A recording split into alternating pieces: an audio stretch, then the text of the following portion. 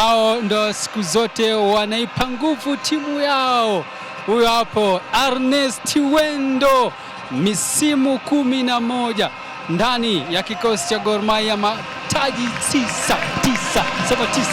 Kwa upande wa Philemon Otieno naye pia misimu 9 na mataji yake 7. Wamepewa guard of honor na wachezaji wenza na bench lote la ufundi wa Gor Mahia.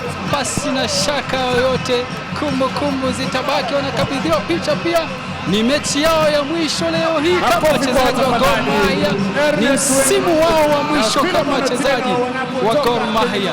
Wameivaa nembo ya kijani na manjano kwa jasho na damu, wakaipambania kwa Gor Mahia kwa kila hali, lakini leo safari yao ndani ya kikosi cha Gor Mahia inafika mwisho kwa heshima ya kuivaa medali ya ligi kuu.